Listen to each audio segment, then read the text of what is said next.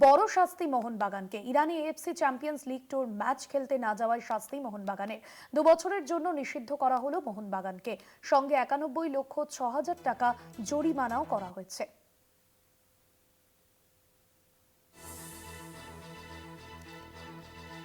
ঘটনার সূত্রপাত গত বছরের সেপ্টেম্বরে আইএসএল ট্রফি ও লিগ জেতে মোহনবাগান সেই সুবাদেই এশিয়ান চ্যাম্পিয়ন্স লিগ 2 খেলার সুযোগ পায় ভারত সেরা ক্লাবটি।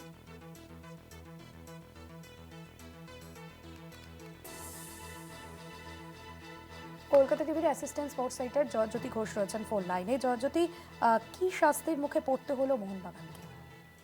দেখো ভাস্বতী, ইরানে AFC champions league tour match খেলতে যাওয়ার কথা ছিল এবং নিরাপত্তাজনিত কারণে মোহনবাগান খেলতে যায়নি। তার কারণ হচ্ছে বেশ কিছু বিদেশি ফুটবলার, জেসন কামিংস, ম্যাকলারেন, এরা কিন্তু খেলতে যাবে না ইরানে, এটা কিন্তু ইচ্ছে প্রকাশ করেছিলেন এবং সেই অনুযায়ী মোহনবাগান যায়নি। এবং মোহনবাগানের তরফ থেকে এটাও বলা হচ্ছিল যদি নিরপেক্ষ ভেন্যু করা হয় তাহলে তারা খেলতে যেতে রাজি আছে, কিন্তু সেটা করা হয়নি। এফসি তখন সেটা শোনেনি।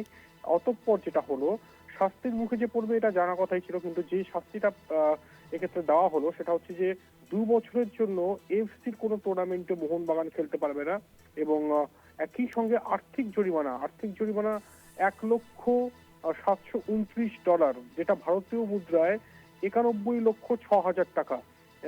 এই জরিমানা করা হয়েছে মোহনবাগানকে এবং মোহনবাগান সূত্রে যেটা খবর পাওয়া যাচ্ছে সেটা হচ্ছে যে এই শাস্তির বিরুদ্ধে আবেদন করবে এবং এই 2 বছরের জন্য যে এফসি কোনো টুর্নামেন্টে খেলতে পারবে না, এটা কিন্তু একটা বিরাট ধাক্কা। কারণ আইএসএল যদি চ্যাম্পিয়নও হয় মোহনবাগান, সেক্ষেত্রেও কিন্তু এই এফসি টুর্নামেন্টে তারা অংশগ্রহণ করতে পারবে না। তাই আইএসএল হবে কি হবে না সেটা নিয়ে একটা দৌড়াচলে, তার মাঝে এরকম একটা শাস্তি মোহনবাগানকে স্বভাবতই বাংলার ফুটবল অনুরাগীদের জন্য কিন্তু হতাশা নিয়ে আসছে।